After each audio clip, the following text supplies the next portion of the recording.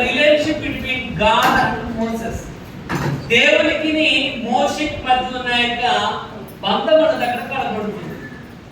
ఏ విధముగా మోషే దేవుడు ఏ రకమైన బంధాన్ని వారు కలిగి ఉన్నారు అక్కడ ఆ యొక్క అధ్యాయం 3వ అధ్యాయంలో రాయబడుతుంది. ఎందుకంటే మన నుంచి ఉన్న పవర్ ఆఫ్ రిలేషన్షిప్, బంధం యొక్క శక్తి చాలా గొప్పది.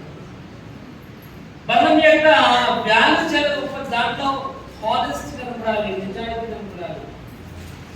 మనం మాట్లాడే మాట కమ్యూనికేషన్ చాలా ఉప్పు వేసినట్లు సారం కలిగిన విధంగా ఉండాలని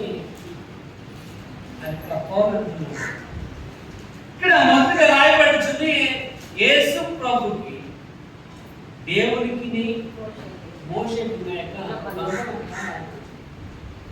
అక్కడ బంధానికి ప్రాముఖ్యం ఒక రాయబడుతుంది. అంతటా మోషే గుడారము తీసి పాలము వెలుపలికి వెళ్ళి పాలమును దూరముగా నన్ను వేసింది. మొదటిగా నీకు రిలేషన్షిప్ అనేది స్థిరముగా ఉండాలి అంటే పాలమునకు దూరముగా.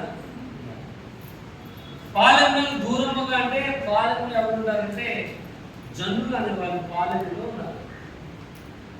ఆ జనమంతా కూడా పాలనలో సమూహముగా ఉంది కనుక నువ్వు నీ రిలేషన్షిప్, నీ బంధము కనుక దేవుడితో కనుక స్థిరముగా ఉండాలంటే ఫస్ట్ పాలనకు వెలుపలగా ఉండాలి. అంటే ఆ సమూహంలో ప్రత్యేకమైన వాళ్ళు కలిగి ఉండాలి.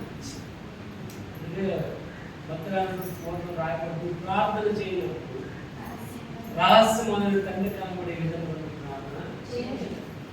ఆయన చూసేవాడు ఉన్నాడు కనుక ఆయనకు మాత్రమే నువ్వు కనబడే విధముగా ప్రార్థన అనేది చేయాలి. కాబట్టి అటువంటి యొక్క రిలేషన్ కలిగి ఉండాలి కనుక అక్కడ మోషే పాలనకు వెలుపలగా దూరముగా గుడారము వేసుకున్నాడు.